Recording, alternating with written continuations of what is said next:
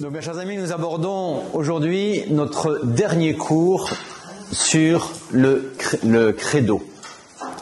On va aborder la semaine prochaine la deuxième grande partie du catéchisme qui va traiter, elle, des commandements. Le credo, je vous le disais, nous indiquait, nous révélait qui était Dieu. Dieu est charité et il nous destine à partager sa vie, vivre en communion avec lui dans l'éternité dans le ciel. C'est ce dernier point que nous allons voir aujourd'hui, celui qu'on appelle donc les fins dernières, le traité des fins dernières. Le credo, en effet, s'achève ainsi: je crois à la rémission des péchés, à la résurrection de la chair et à la vie éternelle. Ce même credo avait commencé par Dieu dans l'éternité et il va s'achever par notre éternité à nous. Nous ne sommes ici-bas, Saint Pierre nous le rappelle de maintes manières, nous ne sommes ici-bas que des étrangers, des pèlerins, des voyageurs. Notre véritable patrie, dit encore Saint Paul, est dans les cieux, parce que nous sommes, de par notre vocation baptismale, héritiers de Dieu, co-héritiers du Christ, concitoyens donc des saints dans le ciel. C'est un peu cette grande destinée, hélas, ô combien oubliée aujourd'hui, que l'on va aborder ce matin.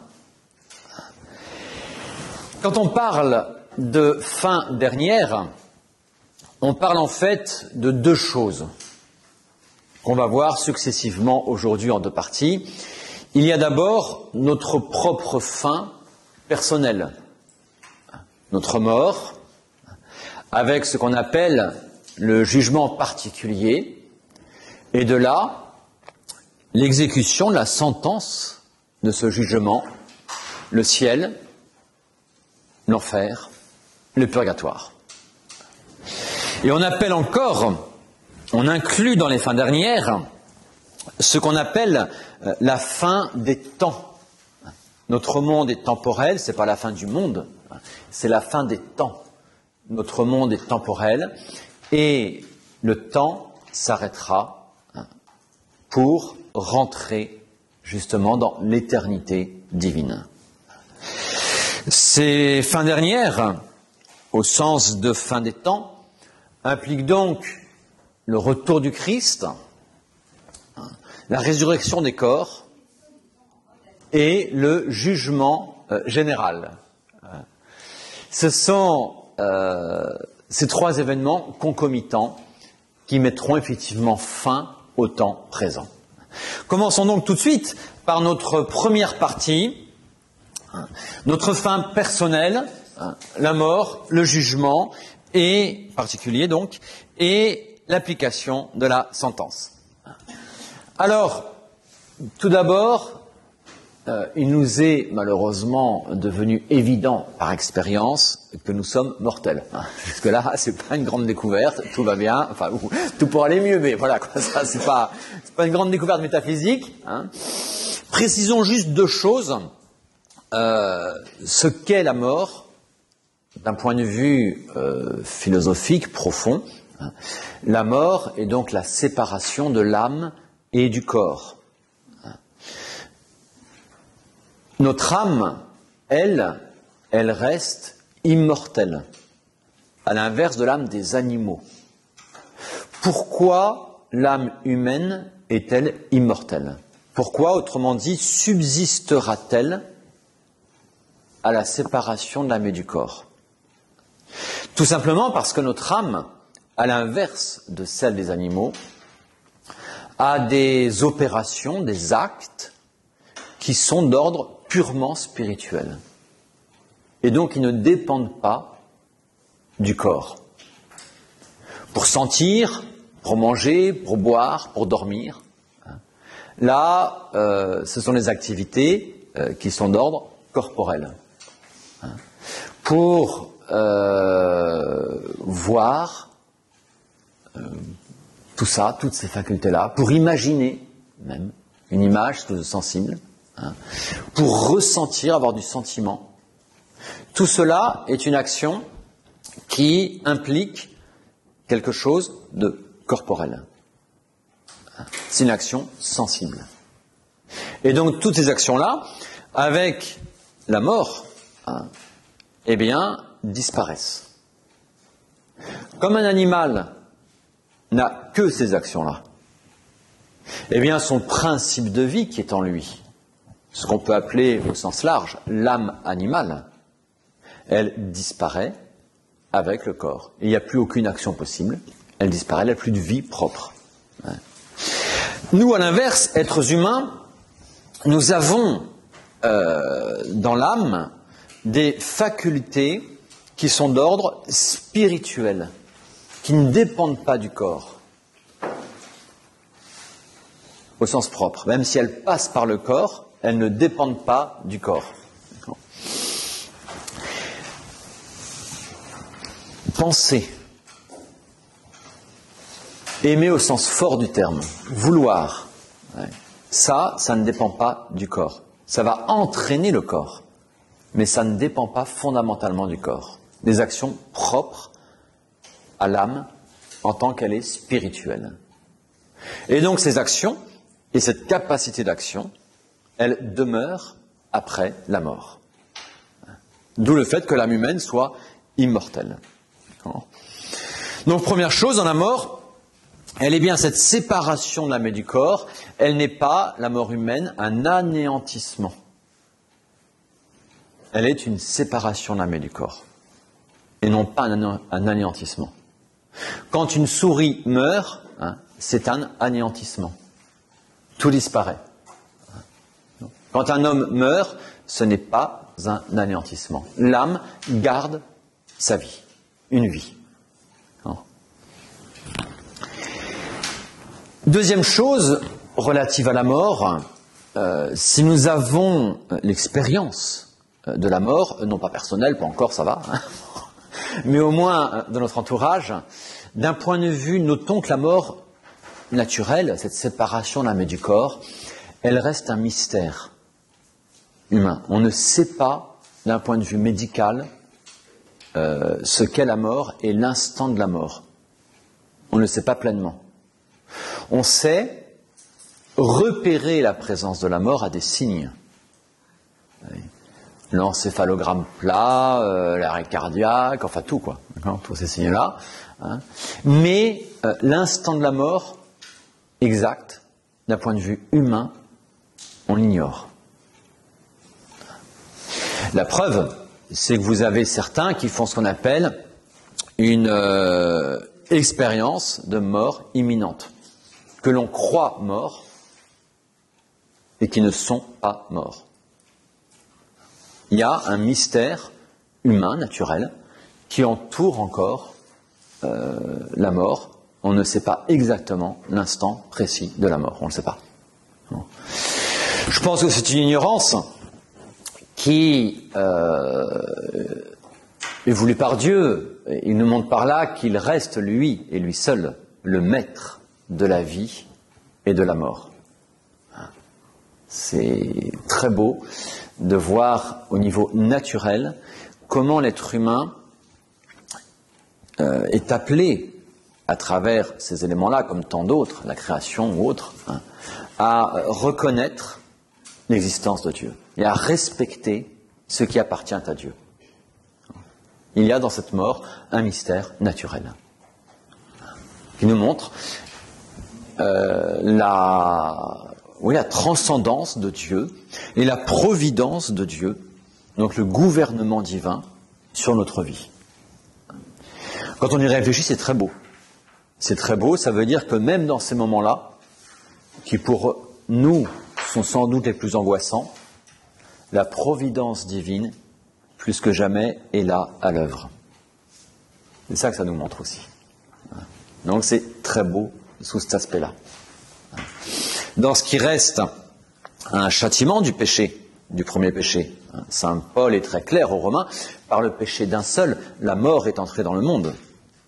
On l'avait vu dans l'introduction au cours sur le péché originel, lorsque Adam et Ève ont été créés, d'un point de vue naturel, Ils étaient appelés à mourir, mais ils avaient ce don d'immortalité. Et ce don d'immortalité a été supprimé par le péché originel, c'est bien par le péché d'un seul que la mort est entrée dans le monde. Et donc cette mort qui reste un châtiment pour nous, n'est pas hors de l'action providentielle de Dieu. Et heureusement. Et c'est ainsi qu'on verra quelquefois dans des âmes chrétiennes des très très belles morts. On a l'impression que l'âme, elle s'envole directement vers le bon Dieu, quoi. Et des morts extrêmement paisibles, extrêmement belles, où l'action de la grâce, l'action de la Sainte Vierge, l'action du bon Dieu est complètement à l'œuvre dans ces moments-là. Pas forcément tant que ça. Pas forcément tant que ça. Il y aura des très belles morts. Nous, prêtres, on en voit quand même quelques-unes très très belles. Très très belles. Donc voilà ce qu'est la mort. La mort humaine. Que se passe-t-il à cet instant de la mort pour l'âme? C'est ça la grande question. Puisque l'âme reste vivante, que se passe-t-il pour elle? Là-dessus, la foi est très claire, la foi catholique. Forcément, toutes ces réalités-là ne peuvent être que révélées. On n'en a pas fait l'expérience. Et là aussi, je pense qu'il faut se méfier un petit peu, pas prendre à la lettre tout ce qui relève des écrits qui relatent justement ces expériences de mort imminente. Ne prenez pas tout ça à la lettre. Parce que ces expériences-là, c'est quoi? C'est justement ce lien entre l'âme et le corps qui se distend, mais qui n'est pas encore brisé. Et donc ces expériences-là ne sont pas une expérience de la vie de l'âme après la mort. C'est une expérience de ce début de dissociation. Ce n'est pas l'expérience après la mort. Donc il ne faut pas prendre tout ça à la lettre et l'appliquer comme si ça nous révélait ce qu'était l'au-delà. Ça ne révèle pas l'au-delà, ça révèle effectivement l'existence de ce lien entre l'âme et le corps qui se distend. Mais ce n'est pas une expérience après la mort, attention. Après la mort, forcément, cela nous est révélé par Dieu. Et donc, premier point de révélation, il y a aussitôt, à l'instant même de la mort, à l'instant même de la séparation de l'âme et du corps, il y a, premier point, le jugement particulier. Ce qu'on appelle le jugement particulier. Elle consiste, cette réalité, dans cette rencontre, c'est mal dit, mais utilisons le mot quand même, cette rencontre entre l'âme humaine et le Christ homme. Autrement dit, pour être plus précis, à cet instant même de la mort, l'âme va être illuminée de la connaissance que le Christ a sur elle. Je m'explique. Nous, on se connaît, à peu près, on sait comment on s'appelle, enfin j'espère, sinon c'est grave, il y a un hôpital psychiatrique, d'accord? Ou bien, sinon ça Alzheimer, c'est un autre problème. Hein. Donc, on sait comment on s'appelle, on sait en gros nos capacités, tout ça, on a une connaissance assez imprécise de nous, mais néanmoins réelle. Hein. Et puis cette connaissance qu'on a de nous-mêmes, elle est assez incomplète, quelquefois elle est même menteuse. On exagère, on se justifie de plein de choses, ou on s'autoflagelle de plein de choses pour qu'on n'a pas raison de s'autoflageller, vous voyez, bon bref. Hein. On a une connaissance assez imparfaite de nous, parce que incomplète d'une part, et fausse en partie d'autre part. Malheureusement, on se ment à soi-même de temps en temps. Hein. À l'instant de la mort, eh bien le Christ nous infusera à chacun d'entre nous la science, la connaissance parfaite pour le coup, qu'il a de nous, de notre vie, de nos actions. Et on verra tout à la lumière du Christ.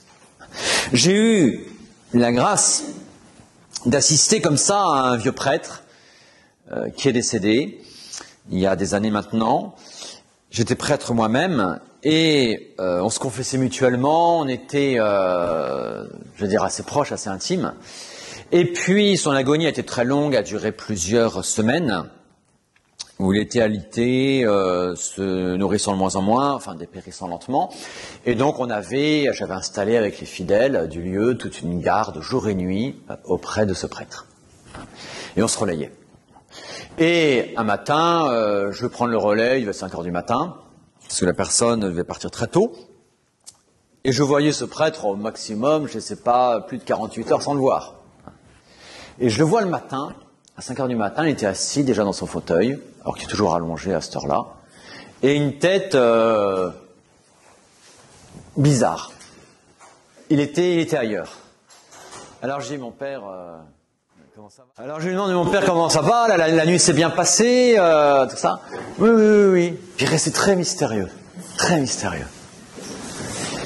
C'était un fils de paysan, les pieds sur terre comme pas possible. Sa grande détente, c'était sa bêche et son potager. C'était pas un mystico, non. Et puis à la fin, il me dit, mais en fait, je sais pas ce qui s'est passé cette nuit. Il me dit, ah bon? Il me dit, quoi donc? Il me dit, j'ai eu... je crois qu'en un instant, j'ai compris toute ma vie, puis je crois que j'ai compris toute l'histoire du monde. En un instant. Bon. Paysan, pied sur terre, qui me dit ça, vous savez. Moi. Alors j'ai dit, oh, c'est-à-dire, enfin.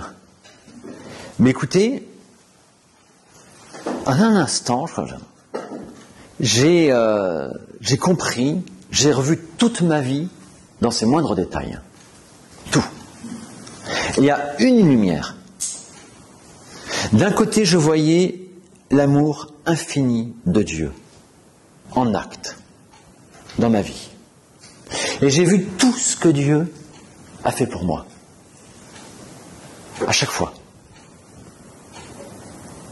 Et en même temps, j'ai vu toutes mes réponses à cet amour et toutes mes non-réponses à cet amour. Il me dit, c'est toute ma vie qui se résume comme ça. Il me dit, dans le fond, je crois que la vie du monde, c'est pareil, quoi. Ouais. Il a eu un petit peu cette grâce, par avance, du jugement particulier. Où le Christ, c'est le Christ homme, qui par sa connaissance infuse de tout, lui a communiqué son éclairage. C'est comme un spot nouveau qui s'allume. C'est pas la lumière divine, non, c'est la connaissance que le Christ a de nous qui se manifeste. Et qui devient absolument évident. On ne peut être que d'accord avec ça. C'est, vous voyez, c'est le mot est là, c'est l'évidence qui se manifeste. Loin de tout faux semblant, loin de tout mensonge à soi-même, loin de tout ça, cette parfaite connaissance. Le jugement particulier, c'est d'abord cela. À l'instant de la mort, nous rentrons nous participons à cette connaissance parfaite que le Christ a de notre vie. Certains ont complètement dénaturé cette rencontre. Attention. Il y a là-dessus, même dans les milieux catholiques, même dans des milieux dits conservateurs, je prends par exemple la communauté de Saint-Jean, ce qu'on appelle les petits gris, ils vous raconteront tous qu'après la mort, on rencontre le Christ, et le Christ nous propose si on veut le suivre avec lui dans le ciel ou pas. C'est très présent comme thèse, c'est très présent. Ça sera l'ultime grâce après la mort. T'as envie de venir avec moi au ciel ou pas? Je t'invite, tu préfères quoi, le ciel ou l'enfer, quoi? Oui. Non, c'est pas ça. C'est pas ça. D'accord. C'est ici-bas. C'est ici-bas parce qu'ici-bas, notre volonté, elle est changeante. Ici-bas. Elle est encore fragile. Et on voit d'ailleurs normalement, à travers une vie, comment une volonté s'enracine de plus en plus. Un enfant, il a des caprices. Sa volonté, elle change à chaque instant, à peu près. Plus on devient adulte, plus notre volonté s'enracine, normalement, si on vit vraiment en adulte, si on ne reste pas des gamins éternels. Et donc, on a des vouloirs fonciers de plus en plus forts, et qui nous déterminent, qui déterminent nos actions. D'accord ? Bon. Eh bien, à l'instant de la mort, notre volonté, ça y est, elle est enracinée, fixée. Et donc, après la mort, elle ne peut plus changer d'axe. Elle est enracinée, ça y est. Bon. Et donc, la thèse du Christ, de cette rencontre avec le Christ, selon laquelle le Christ nous dit de quoi tu as envie, hein, quel est ton dernier caprice, hein, non, c'est faux. C'est faux. Le jugement particulier est immédiat à l'instant même de la mort. Il y a donc, tout d'abord, cette connaissance tout à fait claire et évidente de ce qu'a été notre vie. Et tout cela à la lumière de ce que Dieu a fait pour nous, de ce à quoi Dieu nous appelait. C'est ça la vraie lumière. Notre lumière, nos dimensions d'éternité. De cette connaissance découle une sentence, d'où le mot de jugement particulier. Celui qui a correspondu à cet amour divin, à cet appel divin. Celui qui, à travers tous les aléas, ou plutôt tous les progrès de sa vie, malgré les petits incidents de parcours, j'allais dire, malgré ses fragilités, malgré ses fautes, celui qui arrive à cet instant-là avec une âme et une vie embrasée, dirigée, gouvernée complètement par cet amour divin, qui est dans cette réponse vraie, totale dans son être et dans son agir à cet appel divin. Celui-là, il va aller directement au ciel. Celui qui est dans cet amour divin, mais qui n'est pas encore dans la pleine correspondance, qui n'a pas, autrement dit, grandi intérieurement autant qu'il l'aurait dû, autant qu'il était appelé à cela sur cette terre. Et qui donc a des non-réponses à Dieu dans sa vie, auxquelles il n'a pas encore pallié. Celui-là, il aura un temps de purgatoire. Le mot est dit purger une peine. Purification. C'est le même mot tout ça. Hein. Un temps d'ultime purification. Celui qui meurt fermé à l'amour de Dieu, dans le rejet de l'amour de Dieu. Et Dieu sait s'il y en a. Eh bien,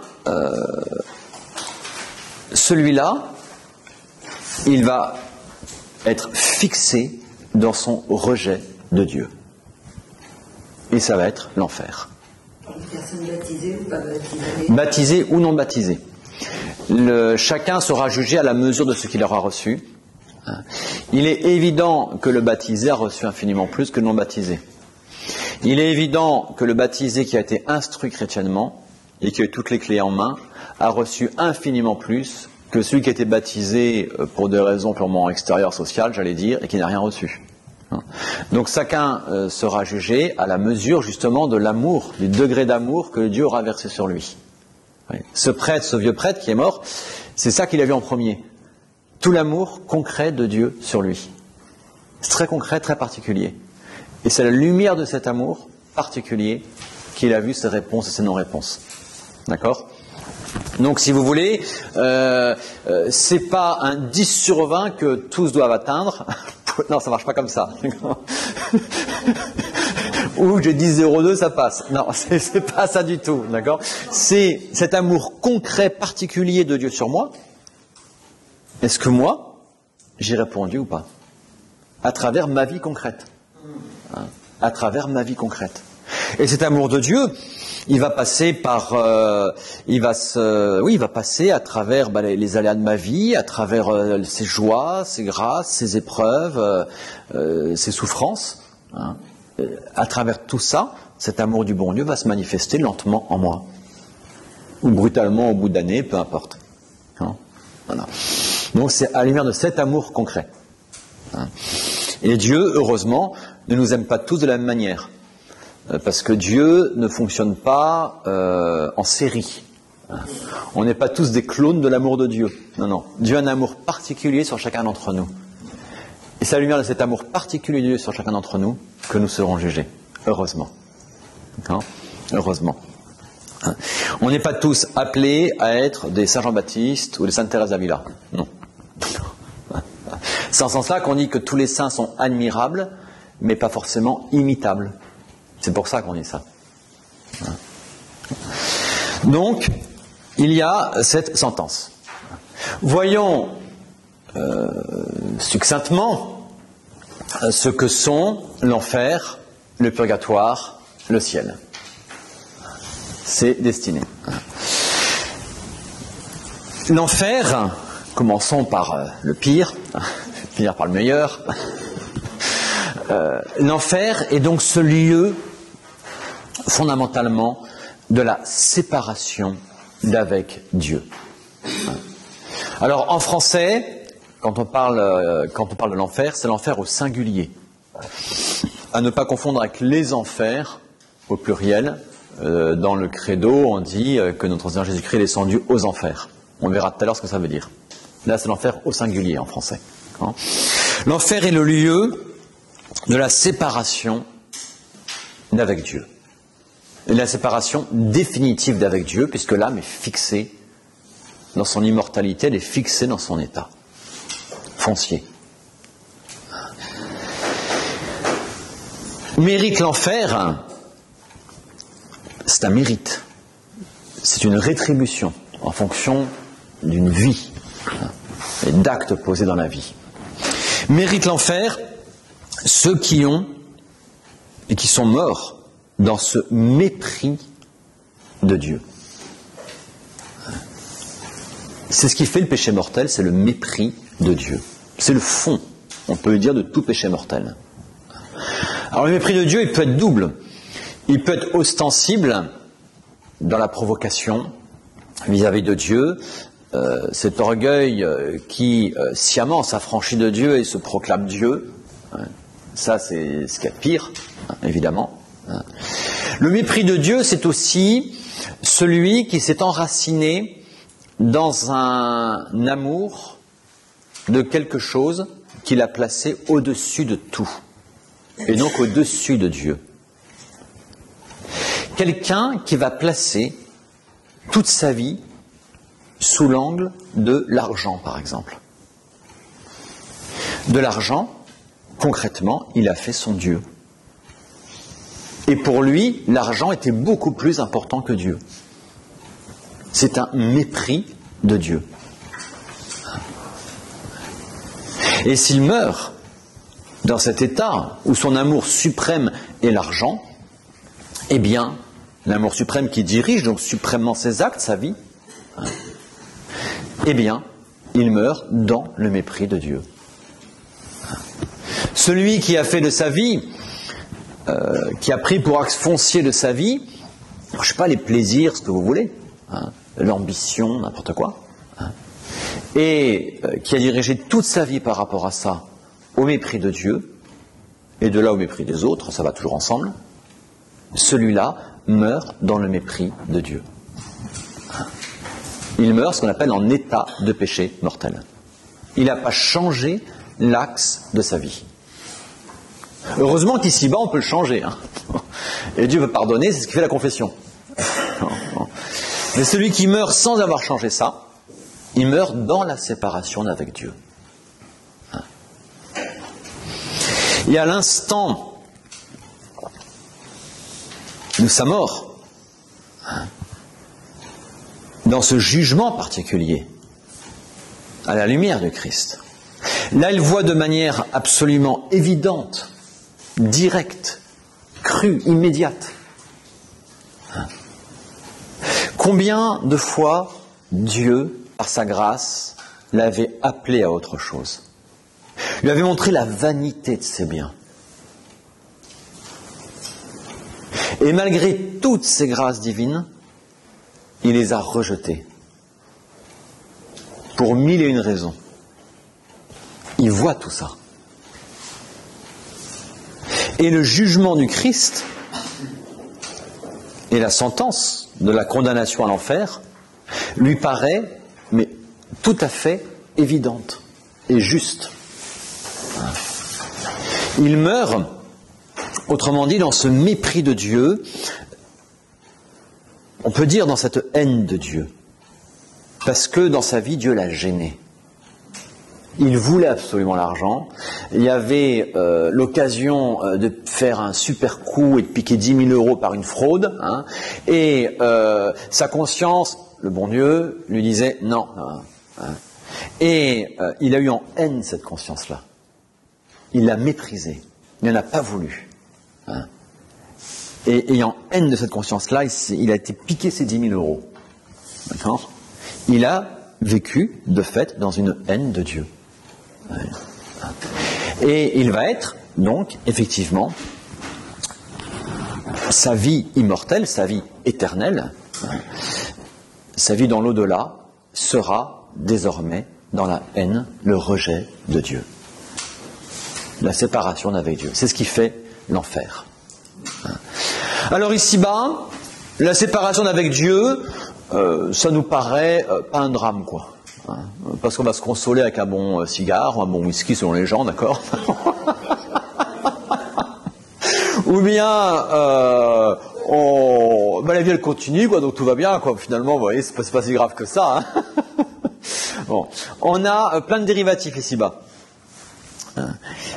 Et puis surtout, on a la capacité de se mentir à soi-même.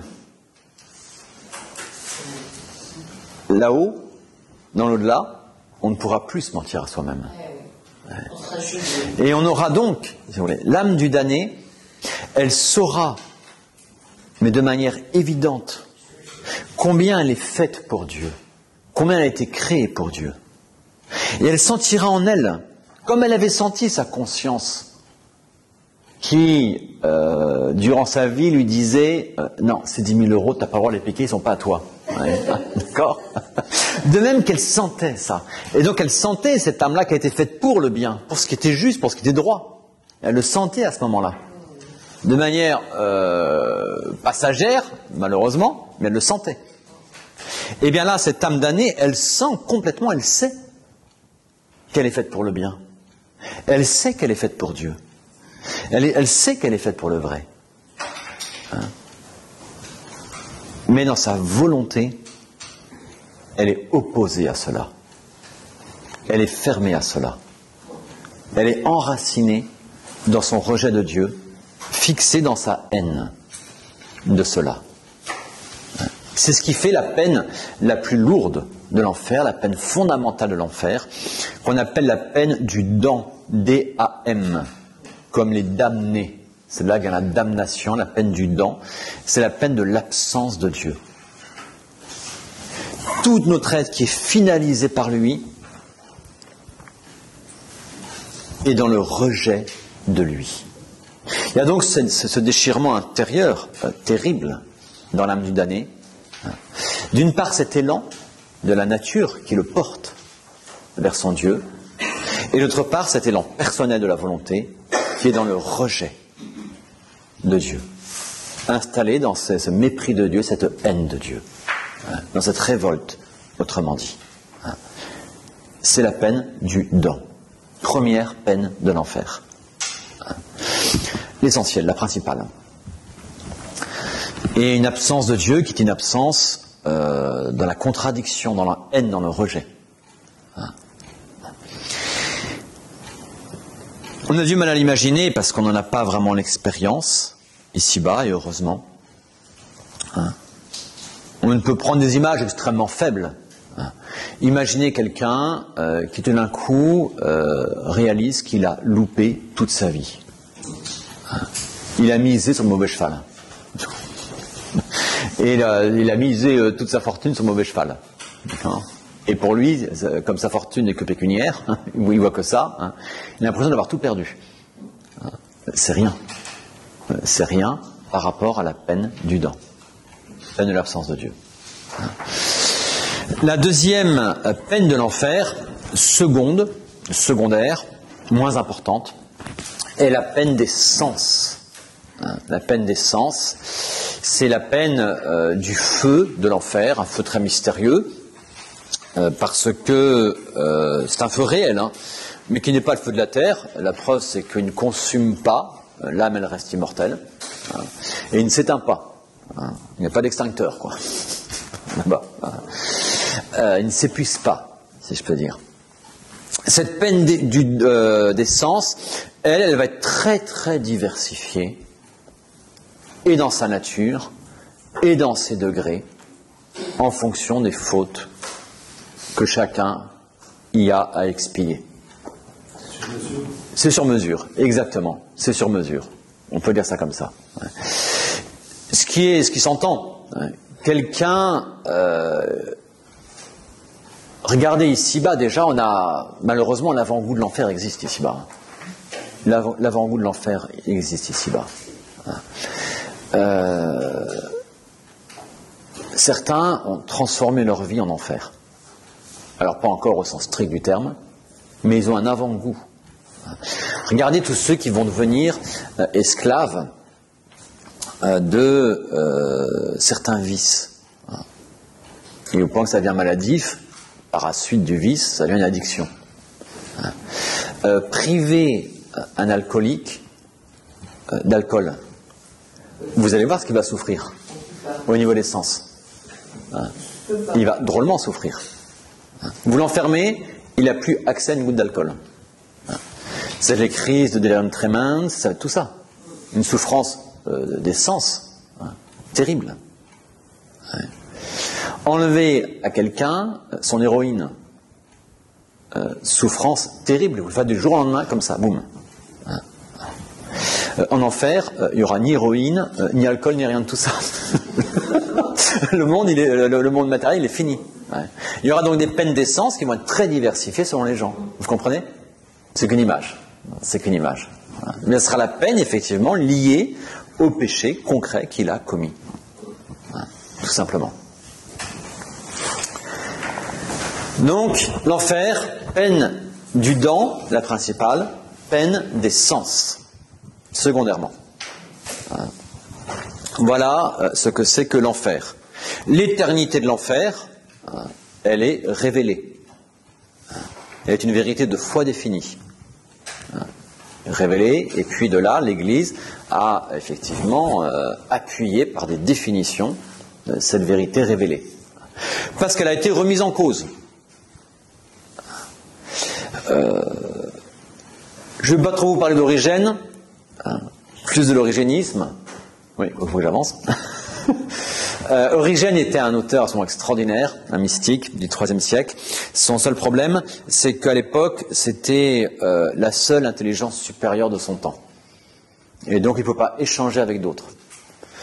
Quand vous avez des grands savants, si jamais ils travaillent tout seuls en autodidacte du début jusqu'à la fin, ils peuvent dériver un petit peu. C'est l'échange entre grands savants qui va permettre dans cette complémentarité, de rester sur le chemin du vrai. Origène était le seul à son époque et a émis des hypothèses théologiques. Il a beaucoup fondé la théologie catholique, notamment spiritualité. On doit énormément à Origène. Mais étant seul, il a émis des hypothèses qui, à ses yeux, n'étaient que des hypothèses. Et c'est pour ça qu'il n'a jamais perdu la foi catholique, mais qui sont avérées fausses. Et par la suite, certains ont fait de ces hypothèses des grandes vérités. Et donc cela, comme elles étaient fausses, ils tombaient dans l'erreur. Et comme ils sont accrochés à leur erreur, malgré les jugements de l'Église, c'est devenu des hérétiques. C'est ce qu'on appelle les tendances origénistes, l'école de l'origénisme. Et parmi ces écoles, parmi ces thèses d'Origène, qui à ses yeux n'étaient qu'une hypothèse, c'était ce qu'on appelle l'hypocatastase. Bon, je vous passe la chose, le mot. Elle consistait à dire que, ultimement, puisque la rédemption du Christ est universelle, tous devaient être sauvés au ciel, même les démons. Et donc il y aurait une succession de mondes dans laquelle, de vie en vie, chacun pourrait se purifier. C'est une sorte de métempsychose, plusieurs vies successives. ça a été directement condamné par l'Église. Attention, hein, la métempsychose est directement contraire à la foi catholique.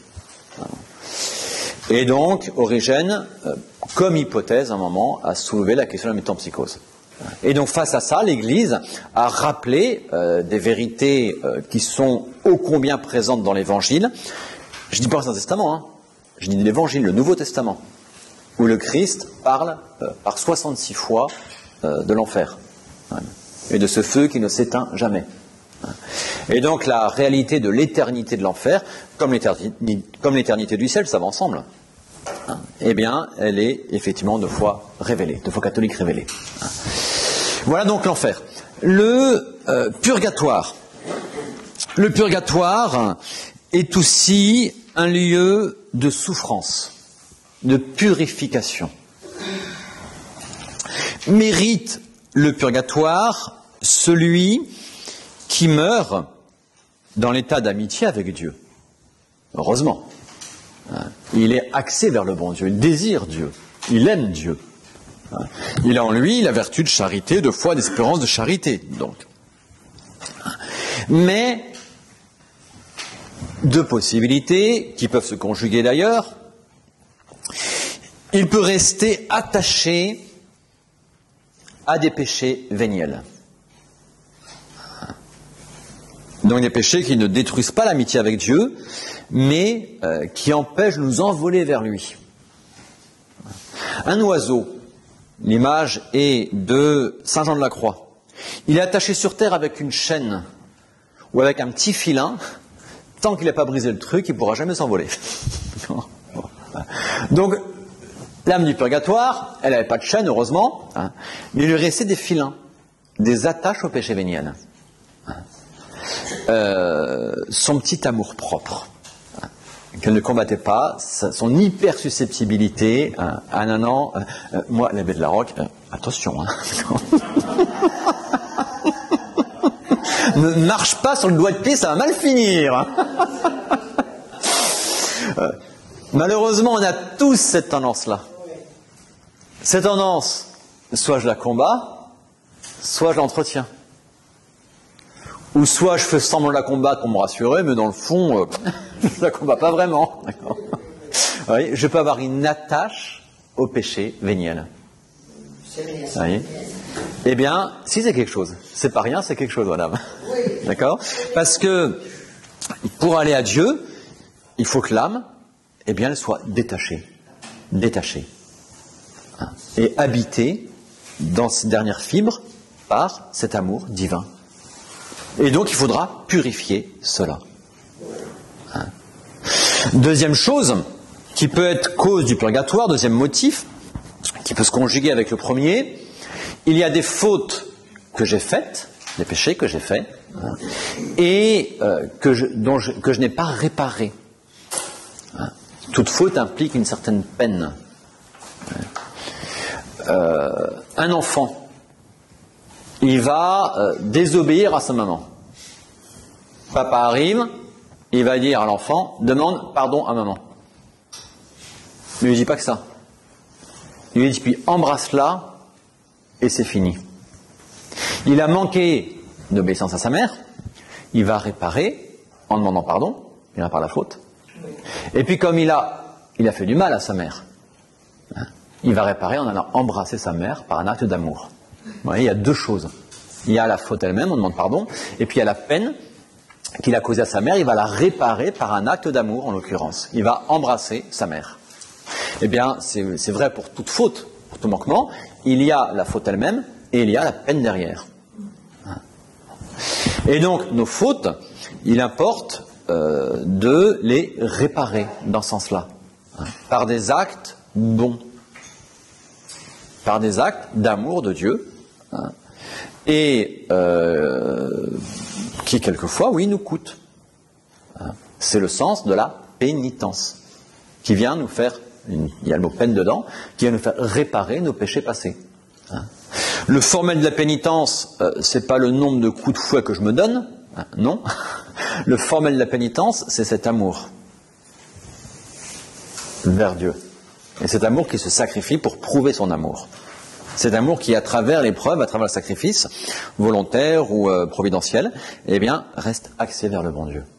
Là, je me purifie. Il est très beau de voir comment le bon Dieu veut épargner le purgatoire à beaucoup. Vous avez des personnes malades, gravement malades, qui vont souffrir, qui vont avoir une longue agonie. Je vous parlais de ce prêtre tout à l'heure, qui a une longue agonie. Je peux vous dire, il a fait sa confession générale, je peux vous dire, il est mort depuis longtemps.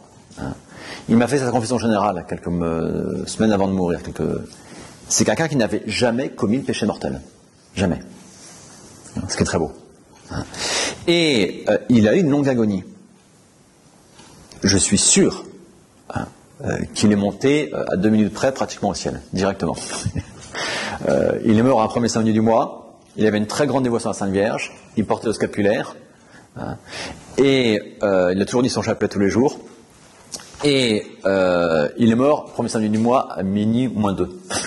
La Sainte Vierge a promis de libérer du purgatoire le premier samedi du mois, ceux qui auraient le scapulaire et qui gardaient le chapelet quotidien et la pureté selon son état. Il avait toutes ces conditions, il est mort à minuit moins 2, à minuit il était au ciel celui-là. Peut-être à minuit moins 2, j'en sais rien, d'accord. Bon, ce que je vais vous montrer, c'est que ce prêtre, son agonie.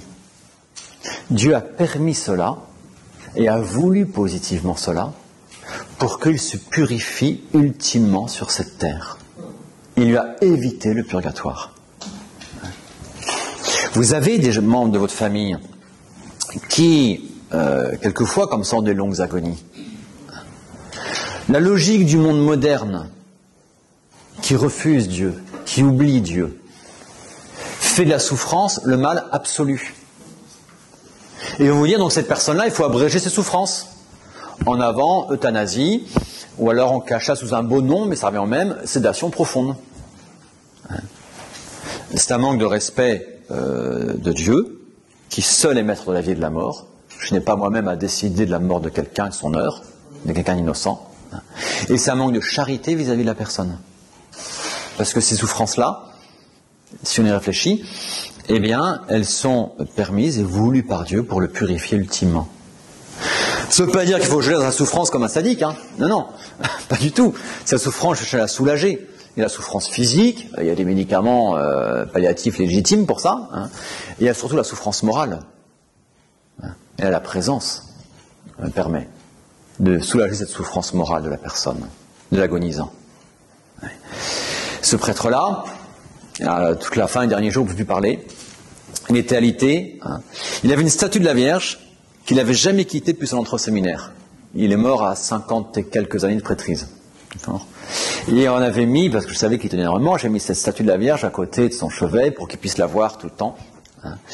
Et à des moments, dans son regard, je voyais quand j'étais là, il y avait vraiment comme un appel, un peu de détresse. Et vous voyez qu'il y a pas mal d'angoisse, tout ça. Alors, je savais le truc. Je disais un « Je vous salue Marie » à voix haute avec lui, s'unissait intérieurement, et tout se détendait.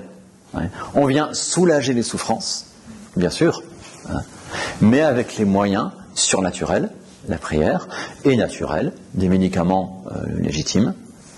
Oui. On ne vient pas se poser à la place de Dieu pour dire non, toi tu as fait trop de purgatoire, je le supprime. On n'est pas juge, c'est Dieu qui est juge. Voilà. Ça c'est le purgatoire. Le purgatoire est donc les motifs du purgatoire. Le purgatoire, il a aussi deux peines. Il y a une peine du dent, de l'absence de Dieu, mais très très différente de celle de l'enfer. Pourquoi ? Parce que c'est une souffrance, c'est une absence d'amour, et non plus une absence de haine, une révolte. Ça change tout. La peine du purgatoire, autrement dit, l'âme, elle est faite pour Dieu, elle aime Dieu, elle a ce désir très profond de Dieu, et son être et sa volonté, à l'inverse du damné, son être et sa volonté tendent vers Dieu, son amour tend vers Dieu. Mais il n'a pas encore la vision béatifique. Il n'est pas encore en présence de Dieu. La souffrance du purgatoire fondamentale, c'est l'absence de l'être aimé. Imaginez deux fiancés qui s'aiment éperdument, et puis voilà que on est il y a 50 ans, il n'y a pas de téléphone, WhatsApp, portable, je sais pas trop quoi, hein, chat et tout ça, d'accord. Et voilà que le fiancé est appelé sous le drapeau il y a 50 ans pour partir faire son service militaire en Algérie. Il y a combien de communication? Ouais. Il y a une souffrance de deux côtés, de par l'absence de l'être aimé. Ouais. Non. Et c'est bien l'amour qui fait la souffrance. Parce que l'amour n'est pas assouvi. C'est la souffrance fondamentale du purgatoire. Hein? Cet amour non assouvi. Cet amour retardé, pourrait-on dire, dans son exécution totale, dans son accomplissement total. C'est ce qui définit la souffrance du purgatoire. Et donc, secondairement, il y a aussi, au purgatoire, une peine d'essence, hein, là aussi de purification par rapport au type de péché que j'ai pu commettre ou que je n'ai pas réparé. C'est le purgatoire. Troisième destinée, donc le purgatoire, par définition, elle est temporelle, par définition. Parce que toute âme du purgatoire ne peut plus jamais pécher, comme toute âme du ciel, hein, et donc elle est destinée, orientée au ciel. Pour une âme du purgatoire, le ciel est absolument garanti. Pour nous, le ciel nous est promis, il ne nous est pas encore garanti.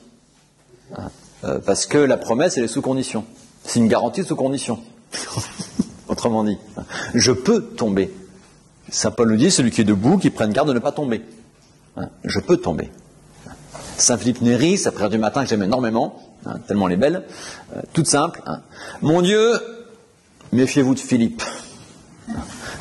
Si vous n'y prenez garde, ce soir je serai musulman.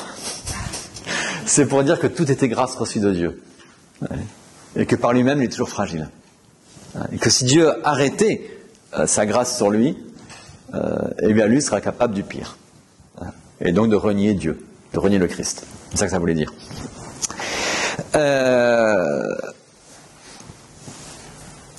Donc, une âme du purgatoire, elle est absolument certaine d'aller au ciel. Il n'y a plus aucune possibilité d'échec pour elle. Le ciel, donc, le lieu de Dieu. Le lieu de la présence de Dieu. Plus que cela encore, c'est le lieu où Dieu se donne totalement et infiniment.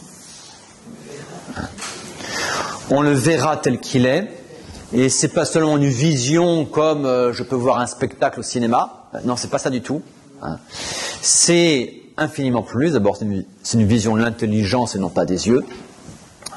Et donc une perception très profonde, et laquelle entraîne une communion très profonde, totale.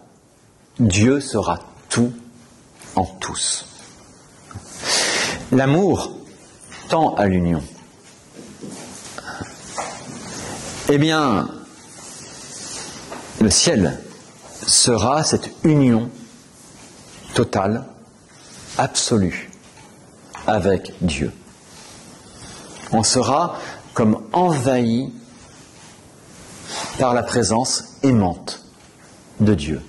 Dieu sera tout en tous. Ce qui est absolument splendide. Splendide. De cela, nous n'avons aucune expérience réelle, directe. Nul n'a jamais vu Dieu. Néanmoins, nous avons des saints qui, ici-bas, ont eu des apparitions, la Sainte Vierge par exemple, et qui racontent que si ça leur avait été possible, pour rien au monde, ils auraient quitté cet instant de l'apparition. Et que tout ce qui existe dans le monde n'est rien à côté de cette joie immense, intense de ces instants qu'ils auraient voulu éternels. Et ça, c'est pas encore la présence de Dieu. Regardez l'Évangile. L'Évangile, vous avez la transfiguration. La transfiguration, qu'est-ce qui se passe? Le Christ est Dieu, et homme. L'humanité du Christ est donc unie à Dieu. Elle a la vision béatifique. Et en soi, donc, on va le voir dans un instant, si j'y arrive, le corps du Christ aurait dû être envahi par la gloire de cette vision béatifique, conséquent de la présence de Dieu en lui, totale, de l'union hypostatique entre Dieu et l'homme en lui, en une seule personne. Et Dieu, le Christ, retenait la gloire de son corps. À la transfiguration, il va simplement laisser voir aux apôtres, non pas Dieu lui-même, mais la gloire corporelle, la gloire qui rejaillit dans son corps, suite à la présence de Dieu en lui. Et devant ça, les apôtres sont extasiés. Et ils ne veulent qu'une seule chose, c'est cet instant ne s'arrête jamais. Seigneur, dressons 3 tentes ici, d'accord ? Restez là, voilà. Ils ne veulent pas que ça s'arrête. Et ils ne voient pas Dieu encore. Ils ne voient que la conséquence de l'union totale dans le Christ, de son être avec Dieu. Ils ne voient que les conséquences dans le corps, qu'une conséquence très secondaire. Et ils veulent que jamais ça s'arrête. Ouais. Nous avons ces saints ont ces expériences-là, mais qui ne sont encore rien par rapport à la vision de Dieu face à face, l'union à Dieu même. Ouais. Infiniment plus belle, évidemment, le ciel, pour lequel nous sommes faits. Nous sommes faits pour cela. C'est notre but. Dieu a créé l'homme pour le louer, l'honorer et le servir, et par ce moyen, gagner le ciel, se sauver son âme, aller au ciel dans l'union avec Dieu. Seigneur, dit Augustin, au début de son confession, tu nous as fait pour toi. Et notre âme est inquiète, inquietus, sans repos, autrement dit. Notre âme est inquiète tant qu'elle ne repose en toi, en Dieu. C'est le ciel, en Dieu. Beauté donc du ciel pour lequel nous sommes créés. Voilà cette première partie, juste un petit peu long, c'est le premier aspect des fins dernières, notre fin personnelle, le jugement particulier donc, la mort d'abord, le jugement particulier et l'application de cette sentence à travers le ciel, l'enfer ou le purgatoire. Voyons en deuxième partie, maintenant, les fins dernières dans leur second sens, autrement dit la fin des temps. La fin des temps qui, qu'on appelle vulgairement et faussement d'un point de vue littéral, la fin du monde, il sera plus vrai de dire la fin d'un monde. Oui, là il y aura un grand recette, d'accord ?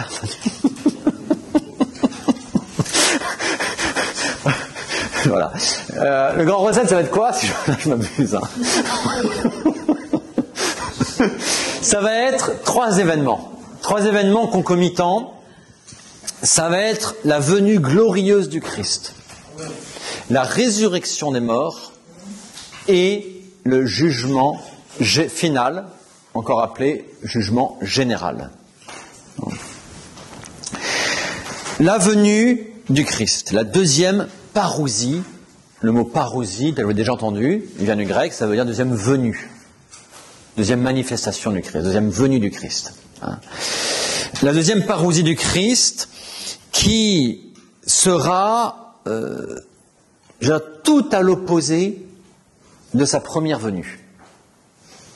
Sa première venue, il y a 2000 ans dans l'incarnation, il est venu de manière cachée.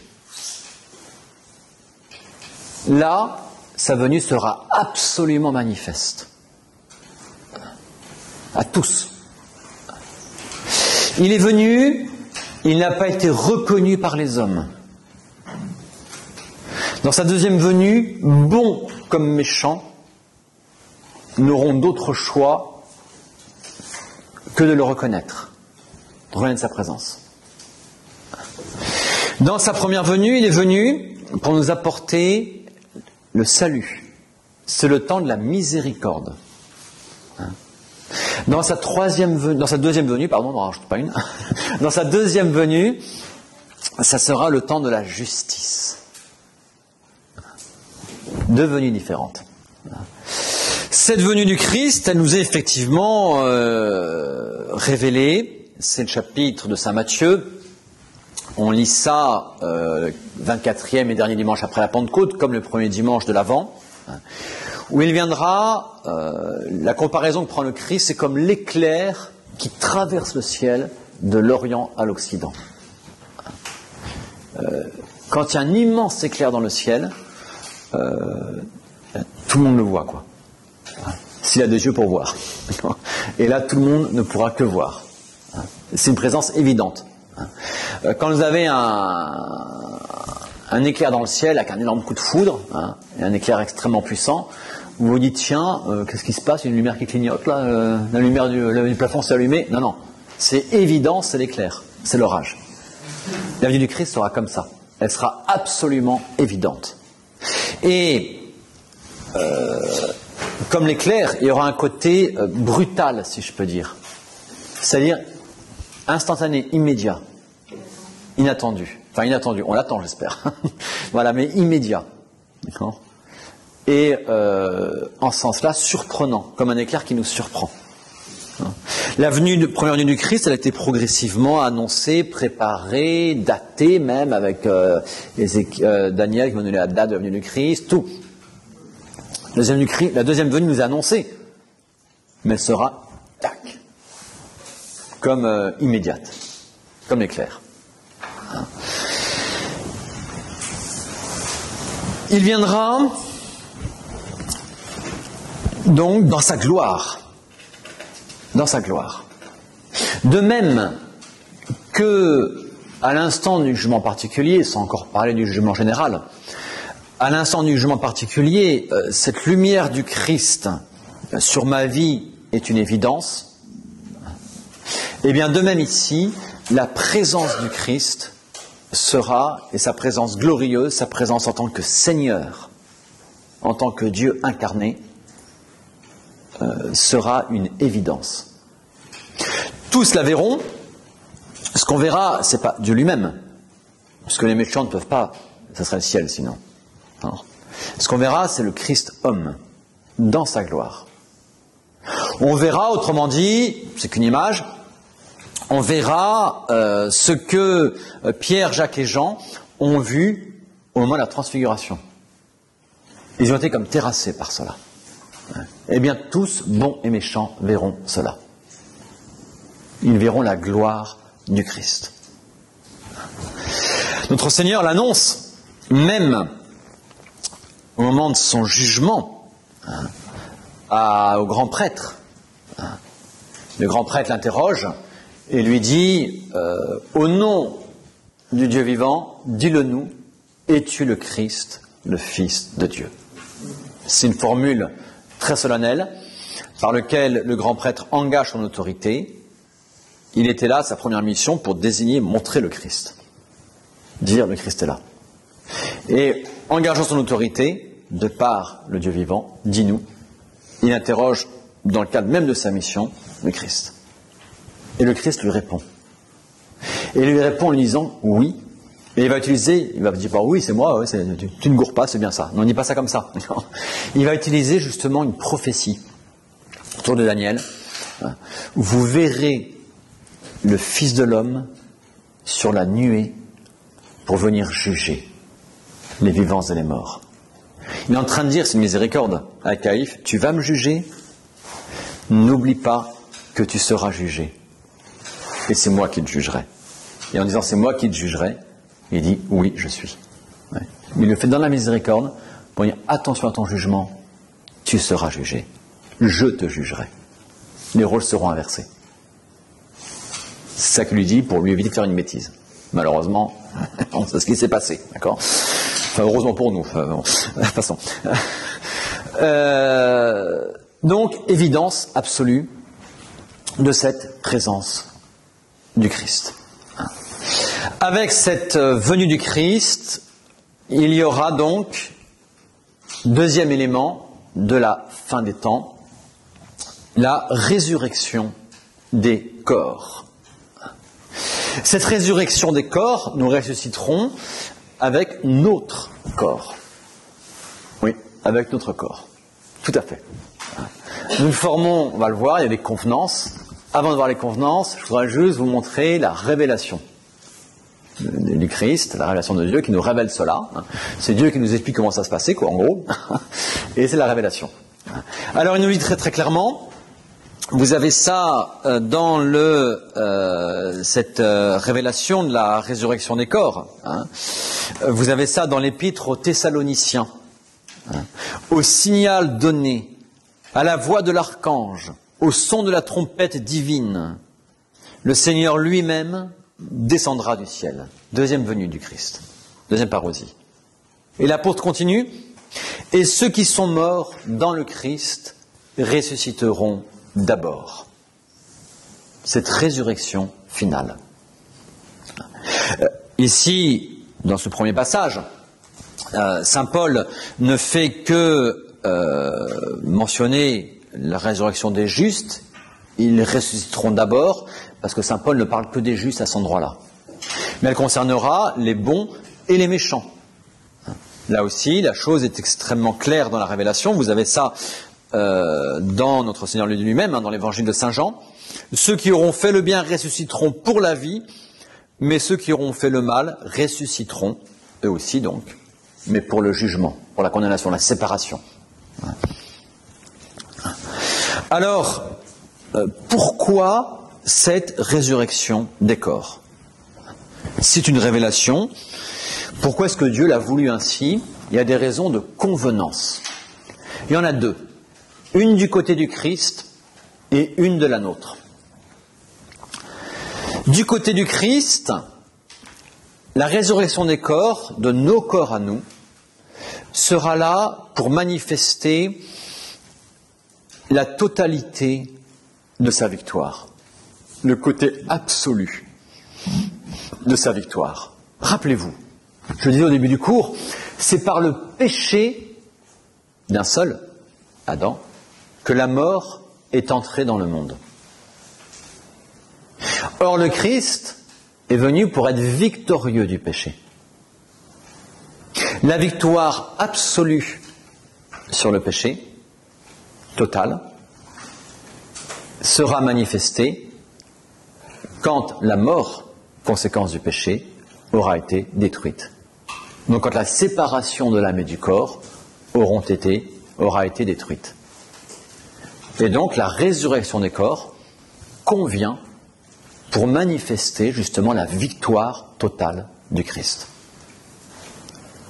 Elle sera l'un des éléments, cette résurrection des corps, justement de cette gloire avec laquelle le Christ reviendra dans sa deuxième venue. Elle manifeste sa victoire absolue sur la mort et donc sur le péché. Il y en a aussi une de notre côté à nous, secondaire, mais qui existe quand même. Nous ne formons qu'un seul être. On est âme et corps.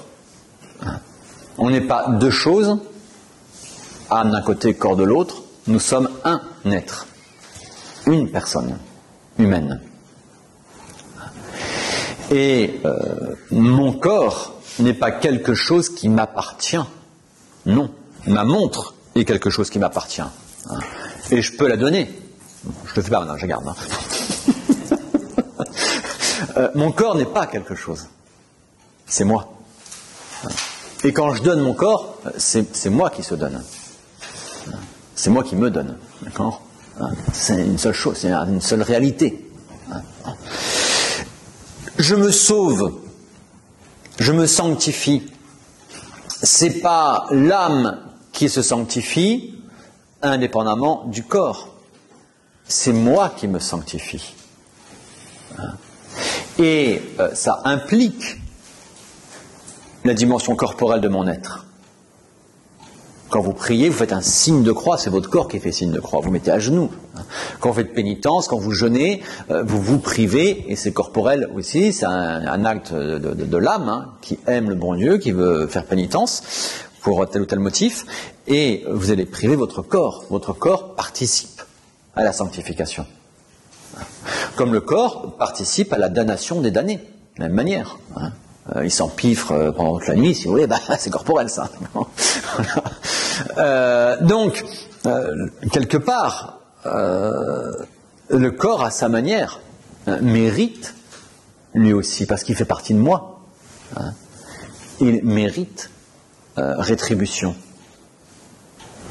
positive ou négative, si elle veut en faire. Mais ça fait partie de moi. Donc, de notre côté à nous, il y a aussi une certaine convenance à la résurrection des corps. Ce ne sont que des convenances qui nous montrent pourquoi Dieu a fait comme ça. Ce n'est pas des motifs impératifs qui obligent Dieu à la résurrection des corps, c'est l'inverse, Dieu la décide, et il y a des convenances à la résurrection des corps. Vous pourrez lire, malheureusement je n'ai pas le temps de le faire avec vous, un très beau passage de la Bible où cette résurrection des corps est révélée dans l'Ancien Testament et de manière très très imagée. C'est Ézéchiel, le livre d'Ézéchiel au chapitre 37. Tout le chapitre 37 d'Ézéchiel, où Dieu transporte en esprit Ézéchiel dans la plaine du jugement dernier, du jugement final. Et Ézéchiel voit toute une série d'os partout, inanimés. Et Dieu l'interroge, Ézéchiel, ces os ressusciteront-ils? Ézéchiel dit, bon, vous savez, j'en sais rien, c'est vous le bon Dieu, quoi. Et c'est très beau parce que du coup, Dieu dit à Ézéchiel, prophétise sur ces os, donc parle au nom de Dieu, prophétise sur ces os pour qu'ils ressuscitent. Je résume. Et il va prophétiser. On a un droit à la résurrection des corps parce qu'elle nous est promise. Et il va prophétiser et ces os vont retrouver de la chair, des nerfs, de la peau, tout ça, mais n'étaient pas encore vivants. Et pour montrer à quelle vie on est appelé. Et alors à ce moment-là, Dieu recommence, fils de l'homme, ces os, ces corps vivront-ils? On ne sait rien. Prophétise. J'enverrai, dit Dieu, j'enverrai mon esprit. Donc ma vie à moi. Et à ce moment-là, effectivement, Ézéchiel voit toute cette plénitude retrouver complètement vie. C'est le chapitre 37 d'Ézéchiel, vous pourrez lire ça. La résurrection des corps. Et tout ça nous amène au troisième élément de la fin des temps, ce qu'on appelle le jugement final ou le jugement général. Alors, attention, il ne s'agit pas là d'un jugement d'une cour d'appel, quoi. Au cas où le bon Dieu, le Christ, soit un petit peu trompé au jugement particulier, on refait une deuxième sentence, quoi. Non, c'est pas ça du tout. C'est pas ça du tout, parce que le Christ est Dieu, et il ne peut ni se tromper, ni nous tromper. Et il est infiniment juste, et le jugement particulier est infiniment juste. Et là, non, c'est pas un avocat de cour d'appel, justement. On a une avocate, on a une avocate extraordinaire.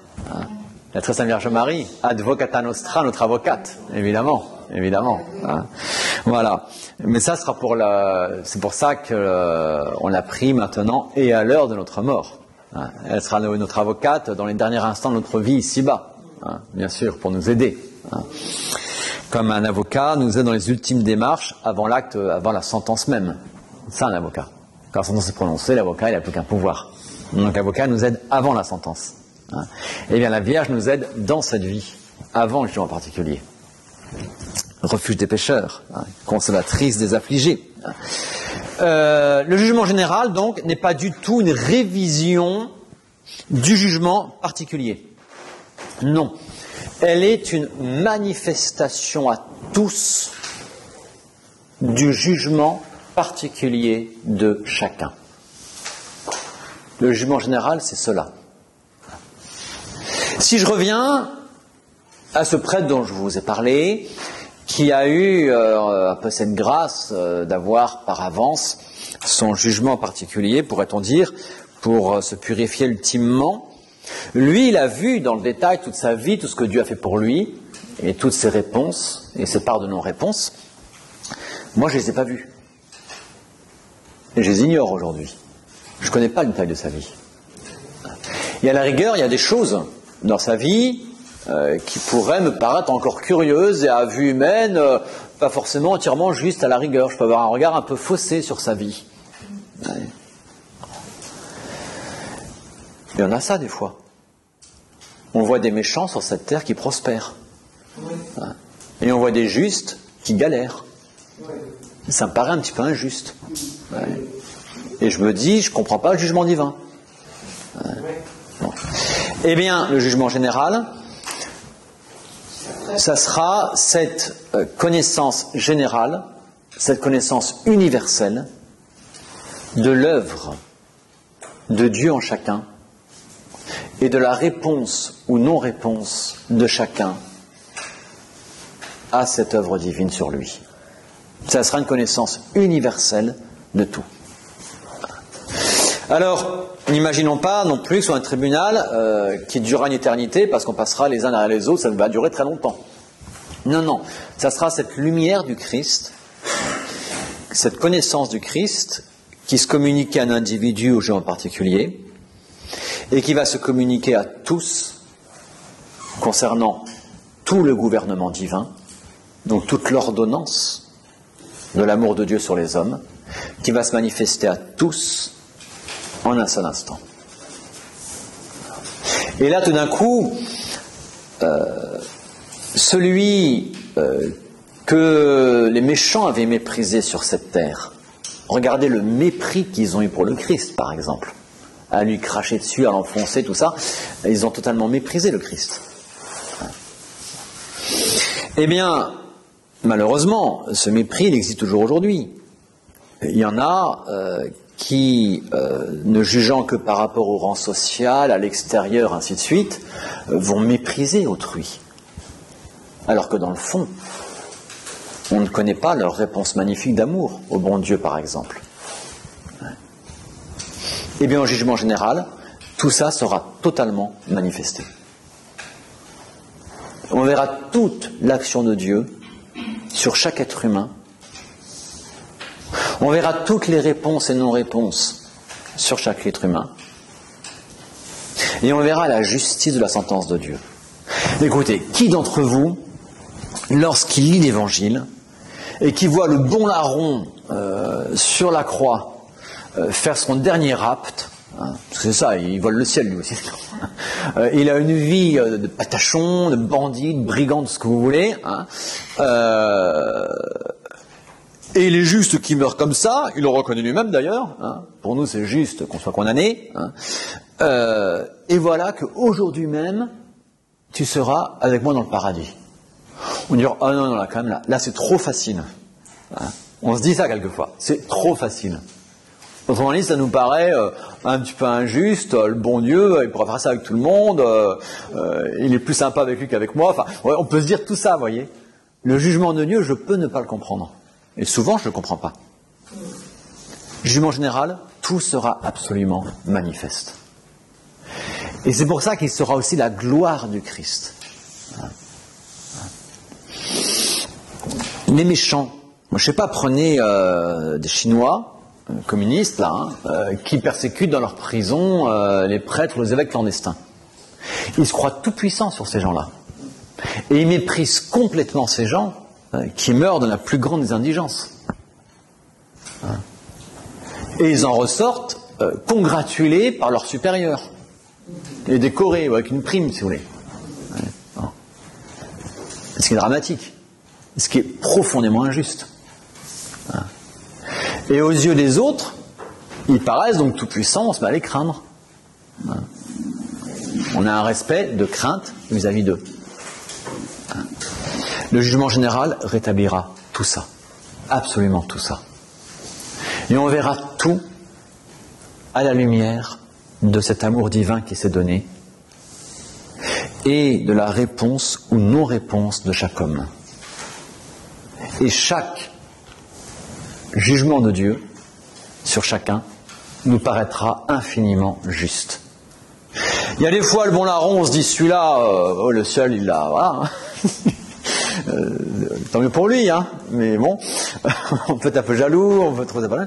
Et des fois, à l'inverse, des derniers, on se dira, bah dis donc, ouais, pourtant il était bon humainement, il était sympa, il nous fait quand même un peu de bien, tout ça, ça peut nous paraître injuste. Ouais. Ouais. Là, ça nous paraîtra infiniment juste. Le jugement général qui sera le triomphe du Christ. Le triomphe de sa charité, le triomphe de son amour donné, et donc le triomphe de sa justice. Tout sera absolument lumineux. D'accord ? Et donc, à ce moment-là, puisque c'est la fin des temps, le temps qui s'écoule, le temps passager, le temps décomposé en minutes, en secondes, en millièmes de secondes, s'arrêtera. Et tous communieront, même les damnés, à la dimension d'éternité. Pour la béatitude dans le ciel, pour leur condamnation en enfer. Le purgatoire n'existera plus. Les âmes du purgatoire seront purifiées à ce moment-là et iront toutes au ciel. J'aurais aimé vous parler des limbes. Alors je vais tricher, je prends 5 minutes de plus. Les limbes. Alors, distinguons dans le mot limbe veut dire limite. Limite entre le ciel et la terre, entre le ciel et l'enfer. Ces mots, l'idée de limbe, c'est ça. Alors, il peut signifier deux choses. Il peut signifier dans le langage catholique, dans le langage doctrinal. Il peut signifier dans l'Ancien Testament le lieu du séjour des morts dans lequel attendaient les âmes des justes. C'est le Christ glorieux, le Christ victorieux de la mort, le Christ donc victorieux du péché par sa mort, qui va ouvrir le ciel. Personne n'est entré au ciel avant le Christ. Et donc les âmes des justes de l'Ancien Testament, Abraham par exemple, il n'était pas au purgatoire. Il était dans un lieu d'attente. Et c'était les limbes de l'Ancien Testament, le Sheol, le séjour des morts. Et c'est à ça que fait allusion le Credo lorsqu'il dit que notre Seigneur Jésus-Christ, il est mort, il a été enseveli, il est descendu aux enfers. Il n'est pas parti en enfer des damnés, pas du tout. Quand on dit il a été enseveli, c'est son corps, et son âme, elle est partie au séjour des morts. On insiste sur la réalité de la mort du Christ en montrant où est parti son corps, où est partie son âme, la séparation de l'âme et du corps. Et son âme, elle est partie dans le Sheol, dans les enfers au pluriel en français, et elle est partie donc au limbe. Et c'est là qu'elle a donné en fait l'âme du Christ, le ciel, à ces justes de l'Ancien Testament. Donc ça, c'est le premier aspect des limbes. C'est pas celui qui m'intéresse immédiatement ici. Ce dont je voudrais plus vous parler, ce sont les limbes qui, elles, sont éternelles, dans lesquelles séjournent les âmes des enfants morts sans le baptême. Les enfants avortés, par exemple, les enfants qui sont morts en bas âge sans avoir été baptisés. Ces enfants-là, malgré tout ce qu'on peut vous faire espérer à coups de sentiments redoublés aujourd'hui, ces âmes-là n'iront pas au ciel. Non. Parce que le martyr, il faut que ce soit un acte d'amour personnel. D'accord ? Donc ça va martyr. Donc si vous voulez, elles n'iront pas au ciel, elles iront dans ce qu'on appelle les limbes. Les limbes, qu'est-ce que c'est ? Ces limbes-là, qui seront éternelles, c'est un lieu où il n'y aura pas la vision, la communion totale avec Dieu, comme pour les âmes du ciel. Elles n'auront pas cela. Non. Pour faire très rapidement, les limbes sont un lieu de bonheur naturel, proprement humain. Je m'explique. La raison humaine, nous l'avons dit dès le début de ce cours, en début d'année, peut par elle-même connaître Dieu, connaître son existence, connaître ce que n'est pas Dieu, et donc son action est appelée à se soumettre à l'ordonnance des choses telles que voulues par le bon Dieu, et pour sa vie concrète, donc au commandement de Dieu, à la loi naturelle. Ça, c'est la raison humaine. La raison humaine, elle est faite pour le vrai. La volonté humaine, elle est faite pour le bien. Et Dieu est la vérité même. Dieu est le bien même. Donc, ces âmes des enfants morts sans baptême auront une certaine connaissance de Dieu. Elles auront un amour de Dieu. Mais un amour à proportion humaine. Autant qu'un homme, par lui-même, peut aimer Dieu. La grande différence avec le ciel, c'est qu'au ciel, nous n'aimerons pas Dieu comme un homme peut aimer Dieu. Nous aimerons Dieu comme Dieu aime Dieu. Ça, c'est infiniment plus. Nous n'aimerons pas Dieu comme un homme aime Dieu. Nous aimerons Dieu comme le Fils aime le Père, comme un fils aime son père. Nous aurons une vision surnaturelle de Dieu, un amour surnaturel, donc il dépasse les capacités de notre nature, de Dieu. L'âme des limbes ne verra pas Dieu de cette manière-là, n'aimera pas Dieu de cette manière-là, mais elle connaîtra Dieu, elle s'unira à Dieu, simplement comme la raison humaine peut par elle-même s'unir à Dieu. Elle aimera Dieu tel que Dieu est, autant que Dieu est aimable par une nature humaine simplement, simple. Si je prends une image très caricaturale, ils verront Dieu en 2 dimensions, nous on le verra en 3 dimensions, quoi. Eux verront en noir et blanc, nous en couleur, quoi. Si vous voulez, d'accord, c'est qu'une image, c'est qu'une image. Mais voyez, c'est pas un lieu de damnation, c'est pas un lieu de souffrance, pas du tout. Parce que ces âmes-là ignoreront tout de la vision, de la dimension surnaturelle. Ce sont pour reprendre mon image, ils verront tout en 2 dimensions, mais ils ignoreront totalement l'existence de la 3e dimension. Voilà. Vous, si jamais maintenant vous avez un problème oculaire et vous voyez tout en 2 dimensions, vous en souffrez parce que vous savez que la 3e dimension existe et que vous avez l'expérience de la 3e dimension. Quelqu'un qui n'a jamais eu, moi je sais pas si ça existe, les animaux, non ça risque pas, mais pour la couleur, voilà. Il y a des animaux qui ne voient pas la couleur. Ils n'en souffrent pas parce que ça correspond à leur nature. Ils perçoivent autrement le réel, c'est tout. De manière beaucoup plus limitée que nous, mais autrement. Ces âmes des lames ne souffriront pas du manque de Dieu parce qu'ils ignoreront tout de la couleur de Dieu, si je peux dire, mon exemple. Que Dieu est aimable comme Dieu s'aime lui-même. Donc c'est un lieu de bonheur d'ordre naturel qui a Dieu pour objet, mais on ne voit pas Dieu face à face. Et donc ils ne sont pas au ciel, ils n'ont pas la vision béatifique. Pourquoi ces limbes? On pourrait se poser la question.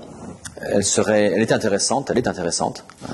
Je pense simplement que Dieu, dans l'éternité, est loué dans toutes les œuvres qu'il a faites et à tous les degrés. Le ciel est un lieu. Et dans ce lieu, il y aura, c'est pas une terre vide et nue, ce lieu, on pourrait dire, il sera orné, il sera décoré. Dans ce sens-là, je peux dire qu'il y aura des arbres au ciel. Les arbres n'auront pas la vision béatifique. Non, c'est absurde. Seuls les hommes l'auront, et les anges, les êtres spirituels. Mais l'arbre est là, sera là en quelque sorte pour décorer le ciel. On peut imaginer qu'il y aura des animaux au ciel. C'est pas qu'ils auront la vision béatifique, pas du tout. En ce sens-là, formellement, ils ne sont pas au ciel. Mais ils décoreront le ciel. Et ils loueront, ils seront à toute la louange de Dieu à travers la multiplicité de ses œuvres. Et bien de même, on peut supposer qu'il y aura des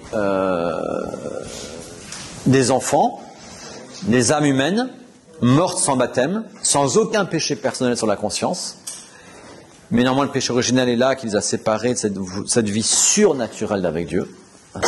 Et ne souffrant pas de ce péché originel, ils loueront Dieu simplement en tant qu'hommes. Et tous les degrés de la création seront ainsi manifestés. C'est une supposition de théologien, mais qui est intéressante. En tout cas, l'existence des limbes est une vérité certaine, des limbes éternelles est une vérité certaine. Et attention à toutes ces thèses de salut universel. On revient un peu dans Origène, où il faut que tout le monde soit sauvé. Et donc, on met tout le monde au ciel, y compris les âmes mortes sans le baptême. Et donc, par là, on nie la réalité du péché originel. C'est ça qui se passe. On nie concrètement cette réalité du péché originel. Donc, attention. Maintenons bien ces vérités qui, elles, sont de foi.